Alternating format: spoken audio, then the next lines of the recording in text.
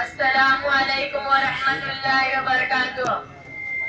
نحمده ونصلي على رسوله الكريم أما بعد فأعوذ بالله من الشيطان الرجيم. بسم الله الرحمن الرحيم. ربنا وبعث فيهم رسولا منهم يتلو عليهم آياتك ويعلمهم الكتاب والحكمة ويزكيهم إنك أنت العزيز الحكيم. سلام اس پر کہ اسرار محبت جس نے سمجھائے، سلام اس پر کہ جس نے زخم کھا کر پھول برسائے، سلام اس پر کہ جس کے گھر میں چاندی تھی نہ سونا تھا، سلام اس پر کہ ٹوٹا بوریا جس کا بچھونا تھا، سلام اس پر کہ جس کا نام لے کر اس کے شیدائی الٹ دیتے تھے تخت و قیصریت اور دارائی، سلام اس ذات پر جس کے پریشان حال دیوانے سنا سکتے ہیں آپ کے خالد و حیدر کے افسانے. محترم حضرات، سامعین کرام اور عزیز ساتھیوں، آج کی میرے تقریر کا عنوان ہے سیرت نبی صلی اللہ علیہ وسلم. حضرت سامعین، جس وقت سے آپ صلی اللہ علیہ وسلم کی ذات اقدس نے اس کوئے زمین پر قدم رکھا، اس وقت سے اب تک نہ جانے کتنے علماء کرام، نہ جانے کتنے لوگوں نے اس زمین پر جنم لیا. سیرت طیبہ سے واقف قلمکاروں نے اوراق کو سیاہ کیا، اس کے باوجود نبی کریم صلی اللہ علیہ وسلم کی تعریف اور توصیف مکمل نہیں ہو سکی. حضرت سامعین، حبیب خدا اس وقت دنیا میں تشریف لائے جب عرب میں اللہ کا نام لینے والا کوئی نہیں تھا، دم توڑتی ہوئی انسانیت کو سہارا دینے والا کوئی نہیں تھا، اللہ وحدہ لا شریک کی وحدانیت کی راہ بتانے والا کوئی نہیں تھا، روح کی بھی قراری و قرار دینے والا کوئی نہیں تھا. نسلی تعصب، آپسی اختلافات، شراب نوشی، نکتر کشی اور نس پرستی، چھوٹی چھوٹی باتوں پر قتل و غارت گیری، ظلم و تشدد کی خوفناک آندھیوں میں تہذیب و تمدن بالکل ختم ہو چکا تھا. سٹہ بازی اہل کا مشغلہ بن چکا تھا. لوٹ مار، چوری ڈکیتی، بددیانتی، ہیلا گیری، وعدہ خلافی اور جنگ و جدال ان کے خاص تعارف تھا. جی میرے دوستو، ایک دوسرے کو دھوکہ دیتے، جھوٹی قسم کھاتے، عہد و پیمان کرتے اور پھر اس کو توڑ لیتے، قافلوں کو لوٹتے، یتیموں کا ناجائز مال دبا لیتے. گویا پھر دنیا کا ماحول انتہائی خراب گندا ہو چکا تھا. جھاڑ پھونک تونے اور جادو کی بھی خوب بھرمار تھی. دل و دماغ پر کفر شرک چھایا ہوا تھا. ظلم کی انتہائی آئین تک محدود نہیں تھی، بلکہ اپنے ماں اور بہنوں کے ساتھ غلط تعلقات قائم کرتے.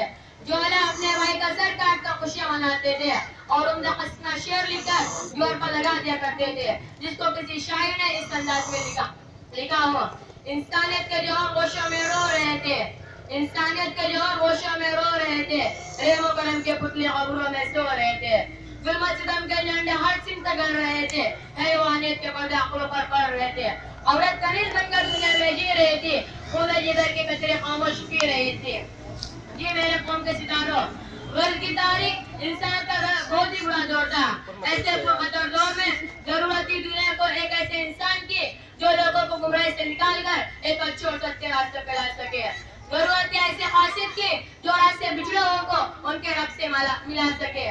چنانچہ اللہ تعالیٰ کی رحمت کو جوش آیا، یکا ایک نسیم سیر کا دھوکہ آیا اور آمینہ کے آنگن میں شہنشاہ دو عالم تاجدار مدینہ جناب محمد رسول اللہ صلی اللہ علیہ وسلم تشریف لائے. حضرت سامعین، وہ آئے تو اہل مکہ جو کفر و ضلال کی گھٹاٹوں اندھیروں میں بھٹک رہا تھا. آپ صلی اللہ علیہ وسلم نے ان کو ضلالت و گمراہی کے اندھیروں سے نکال کر ہدایت کی روشنی کی طرف بلایا. آپ نے ان کو ایسی تعلیم دی کہ وہی اہل مکہ جو پہلے ذرا ذرا سی باتوں پر قتل و قتال کرتے، ظلم و تشدد کا شکار ہوتے تھے، آج اپنے بھائی کی ذرا سی تکلیف پر بیتاب ہو جاتے ہیں. وہ اہل مکہ جنہیں شراب و زنا کے بغیر نیند نہیں آتی تھی، لیکن جب آپ نے شراب کے بارے میں اعلان کر دیا کہ لوگوں شراب بہت ہی بری چیز ہے، اس سے بچو، تو مدینہ کے گلیوں میں شراب اس طرح بہتی نظر آئے جس طرح نالیوں میں گندا پانی.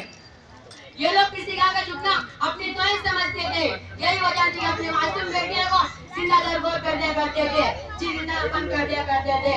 جی میرے بزرگوں اور دوستوں، میرے پیغمبر صلی اللہ علیہ وسلم کے آنے سے پہلے دنیا کے اندر عورت کی عزت کا کوئی قانون نہیں تھا. جب عورت کے مقصود دن آتے، عورت کو مہینہ لگتا تو عورت کو جنگلوں میں لوگ باندھ آتے تھے. عورت ماں ہوتی تو کوئی قدر نہ تھی، بیٹی ہوتی تو کوئی عزت نہ تھی، اور بیوی ہوتی تو کوئی تعظیم نہ تھی. لیکن میرے بزرگوں، میرا پیغمبر صلی اللہ علیہ وسلم دنیا میں ہونے کے بعد اسلام میں عورت سے اونچا کر دیا، عورت کو بلند کر دیا، عورت کو جان حیثیت دے دی.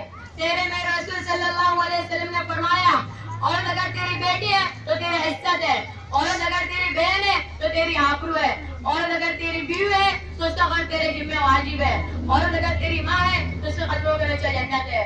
یہ میرے بزرگ اور دوستوں، میرا پیغمبر صلی اللہ علیہ وسلم ساری کائنات کے لیے رحمت بن کر آیا، عورت کے لیے رحمت بن کر آیا، بچیوں کے لیے رحمت بن کر آیا. جی ماں کے گاؤں کے لوگوں، میں 14 صدیاں پہلے مکہ اور مدینہ میں اس قادر کے قدموں میں چلتا ہوں جس نے آپ کو کتنی عزت بخشی، کتنا مقام بخشا.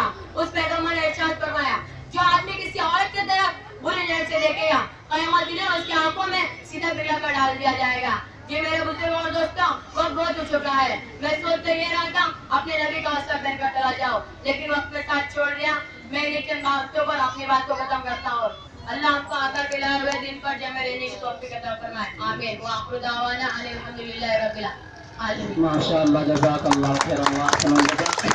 یہ بچہ تقریر کر رہا تھا سیرت نبی صلی اللہ علیہ وسلم کے عنوان پر، محمد عربی کے اوصاف کو بیان کر رہا تھا اور بتلا رہا تھا پوری دنیا کو کہ دیکھو اللہ کا یہ نبی جو دنیا کے اندر تشریف لایا، پوری دنیا ضلالت کے اندر اپنی زندگی گزار رہی تھی، شراب نوشی ان کا مقدر بن چکی تھی، چوری ڈکیتی دنیا کو لوٹنا پسوٹنا دنیا کا مقدر بن چکا تھا، عورت کی کوئی عزت نہیں تھی. لیکن جب یہ نبی یہ محمد عربی دنیا کے اندر تشریف لایا، وہی لوگ جو دنیا کو لوٹا کرتے تھے آج ان کے آنے کے بعد وہی دوسروں کی خیر خواہی کے اندر لگ چکے تھے. جب عورت دنیا کے اندر کنیز بن کر اپنی زندگی گزار رہی تھی، یعنی بانی بن کر زندگی گزار رہی تھی، لیکن جب یہ نبی آیا تو اس نے عورت کو 4 حیثیتیں دی اور کہا کہ اگر عورت گھر کے اندر ہے اور اگر وہ بہن کے روپ میں ہے تو وہ تیری عزت ہے، اور اگر عورت ماں کے روپ میں ہے تو اس کے قدموں کے نیچے جنت ہے، اور اگر وہ بیوی کے روپ میں ہے تو اس کا خرچ تیرے ذمہ واجب ہے. یہ اللہ کے نبی صلی اللہ علیہ وسلم نے فرمایا. اور آخری بچے نے فرمایا کہ اللہ کے نبی نے فرمایا کہ جو دنیا کے اندر کسی غیر محرم کو جو اس کا رشتہ دار نہیں لگتی لڑکی یعنی اس کی بہن نہیں ہے اور وہ کسی کی غیر کی طرف اپنی نظر اٹھا کر دیکھتا ہے، اس کو بری نظر سے دیکھتا ہے، تو اللہ کے نبی نے فرمایا کل قیامت کے دن اس کی آنکھوں میں سیسا پگھلا کر ڈال دیا جائے گا. جو دلیل ہے اس بات کی کہ اللہ کے نبی نے فرمایا کہ دیکھو دوسروں کی عزت اپنی عزت ہے، دوسروں کا وقار اپنا وقار ہے. یہ بچہ اس تقریر کے اندر اسی کو بیان کر کے گیا. اللہ بچے کی عمر کو دراز فرمائے، اسی طریقے سے اور علم حاصل کرنے کی توفیق مرحمت فرمائے. دوسرا بچہ عزیز محمد فرمان صلی اللہ علیہ وسلم، یہ محمد ادریس کا صاحبزادہ ہے. قوموں کے عروج و زبان کے عنوان پر لب کشائی کرے گا. اللہ تعالیٰ اس کو صحیح کہنے کی اور ہم سب کو اس پر عمل کرنے کی توفیق مرحمت فرمائے. السلام علیکم ورحمۃ اللہ وبرکاتہ. نحمده ونصلي على رسوله الكريم اما بعد اعوذ باللہ من الشیطان الرجیم بسم اللہ الرحمن الرحیم.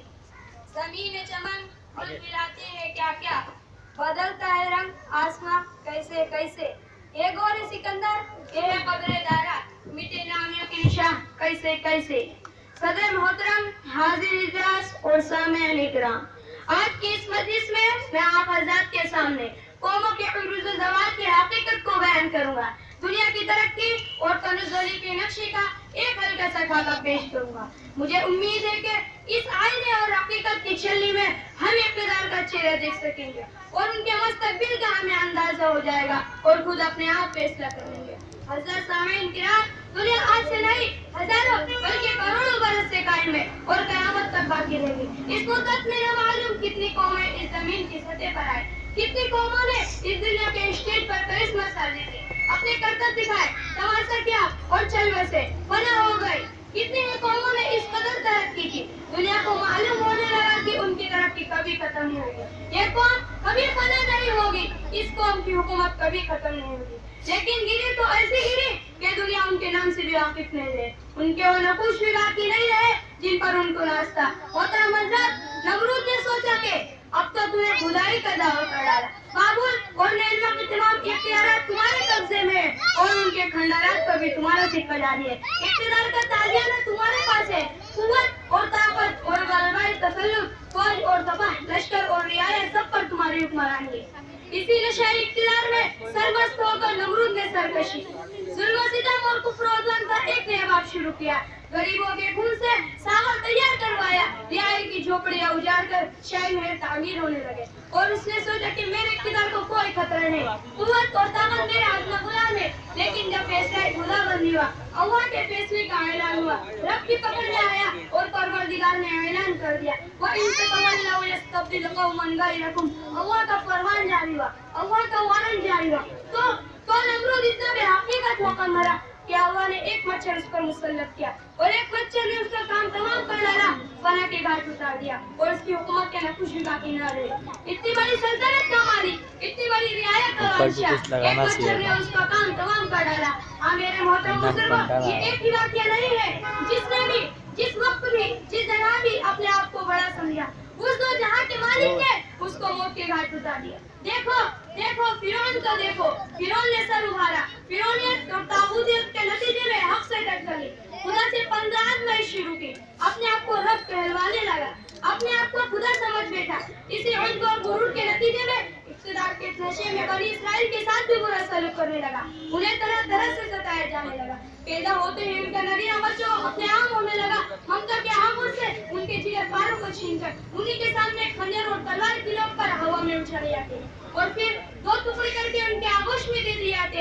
हाँ मेरे नौजवान साथियों, फिरौन ने सोचा कि वक्त की दावत तेरे कब्ज़े है, सादा खेतियां सब्ज़ार फुलवारे तेरे तसर्रुफ में, दरियाई नील पर तेरी हुक्मरानी है, मिस्र के खजाने तेरे कब्ज़े हैं, लोग रोचा कर चोल तसर्रुफ तेरे आज़मा गुलाम है। लेकिन जब फैसला खुदाबंदी हुआ, अल्लाह के फैसले का ऐलान हुआ, तो फिर फिरौन बेहकीकत होकर मरा कि अल्लाह ने एक मच्छर उसको मुसल्लत किया। तो मेरे कुल्सुम में इस तरह मर गया हुआ कि उसे कोई रोने वाला भी नहीं सुना। ताज और तख्त से हुकूमत और सल्तनत से अपने अमरदार से तना बेहकीकत होकर खत्म हुआ कि अपनी हुक्मरानी में किसी को अपनी व्यवस्था की दास्तान भी ना सुना सका। हाँ मेरे नौजवान साथियों, व्यक्ति यह है कि इस दुनिया में बड़े बड़े जालिम भी आए और बड़े बड़े अल्लाह वाले भी आए, लेकिन दोस्तों तारीख ने दोनों को अपने अंदर जगा दिए। लेकिन जालिम को इस दुनिया में ही सजा मिली है और वतन से मोहब्बत करने वाले, लोगों से मोहब्बत करने वाले, यहाँ तक के लोगों के दिलों पर राज करने वाले, यहाँ तक के चरिंदों परिंदों पर हुक्मरानी करने वाले अल्लाह के वली को अल्लाह ने आज तक बल्कि कयामत की सुबह तक इसी तरह जिंदा रखा है। इसलिए मेरे आजीज़ों, अपनी जिंदगी को बदलो, एक दूसरे को दुख दर्द में शरीक हो, एक दूसरे की मजबूरी का अपनी मजबूरी तसर्रुफ करो, तो फिर देखना ये दुनिया में किस तरह मोहब्बत होती है। मैं इन चंद बातों को, अपनी बातों को खत्म करता हूँ। तो जीविका हो गई। अल्लाह